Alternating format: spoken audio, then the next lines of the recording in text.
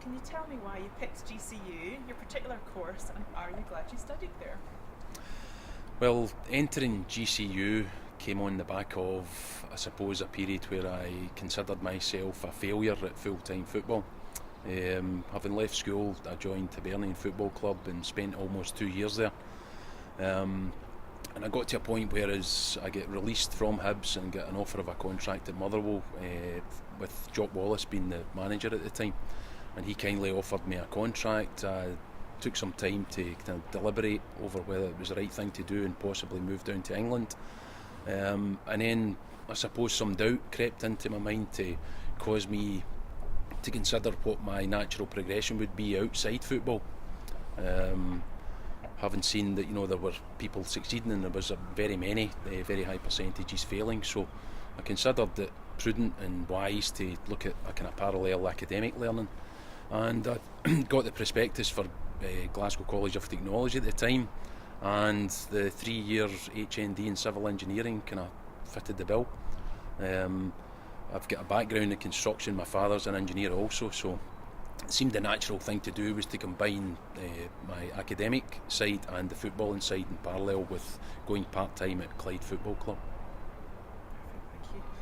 And what are your memories of the college? Do you have any fond memories, any amusing moments? Well, the memories obviously are a mixed bag. Like everything, when you've got change in your life, you've got to adjust. Having spent 2 years in full-time football, you do mature very, very quickly.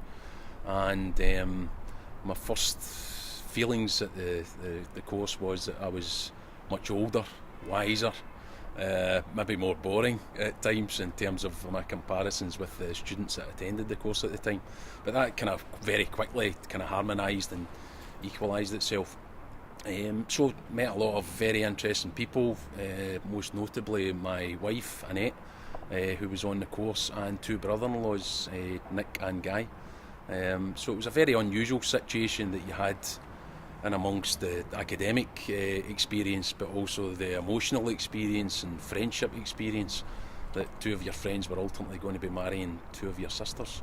So very fond memories, some really good people at the course, some critical times where I was, I suppose, struggling somewhat, and you get some of the professors kind of navigating you through this difficult period. So I'm immensely grateful for that, and that was probably a wee pivotal moment in my academic progression. Thank you. And did you do anything extracurricular? Were there any clubs or societies? While at the Glasgow College of Technology, obviously most of my time outside that was taken up with part-time football. I was playing with Clyde Football Club at the time, but in terms of the extracurricular stuff, it was very much focused on the Students' Union, and with a strong kind of interest in music and all sorts of kind of social aspects of it. So I think the social aspect was very strong, and that sometimes, I suppose, acted as an impediment in terms of my kind of football career progression.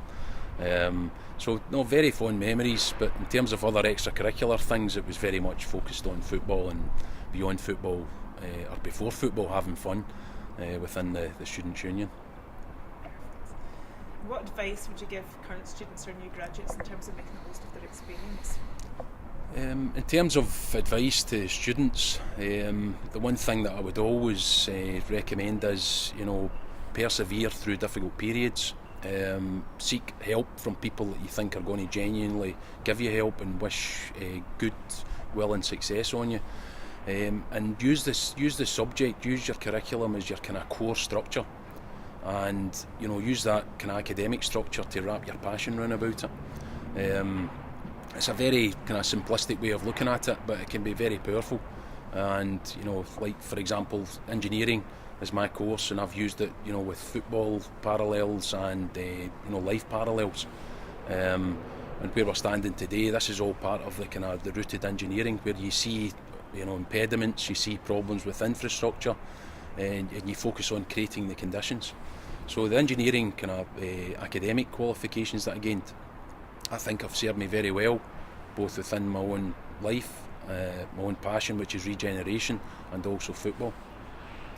Thank you. In terms of your career progression since graduation, obviously you've done a plethora of different things. Can you tell me what you're involved with right now? I suppose the longer life goes on, you kind of drift away from what your academic substance is, but that doesn't mean it doesn't relate back to it. My main focus is in the East End regeneration just now, and that's building on the Homes for the Future project that I project managed for Glasgow in 1999 when the city celebrated Site of Architecture and Design. Learned a huge amount from that, and that was really just down to Deanne Sujic, the director, just empowering me with a lot of responsibility and ultimately accountability in terms of delivering it. So the kind of continuation has always been a natural progression, and we always look for the next challenge, and that's why the kind of core of what we do, we look to create the conditions for others to come in. We're standing here today in a very good example of that. Barra's Art and Design, I got involved in that way back, I think about 17 years ago, and took control of it, and then we progressively improved it in a number of basic very infrastructure ways, and since then we've populated it with a number of very talented people that range from a Charlton restaurant. Ricky and Brian are in running the restaurant with Gary in there, and they take care of all the events now. So basically you're in your intensive, you create the conditions, and then you start to progressively step out of things to allow the creative people with many skills and talents to express themselves. So again, like football, you get certain players that can impose themselves, sometimes be aggressive, sometimes intimidate, to create the space for the creatives to be creative. You recently taken over as chairman of Clyde FC, so how's that going so far? Clyde's been challenging but very interesting, and I've enjoyed every moment of it so far. And that includes the experience of actually getting defeated, because regardless of me thinking myself as a failure, every club I've played for invariably performed well and won more games than lost. But I think we've got a really good group of people there at the club, and very committed, and I'm excited about it.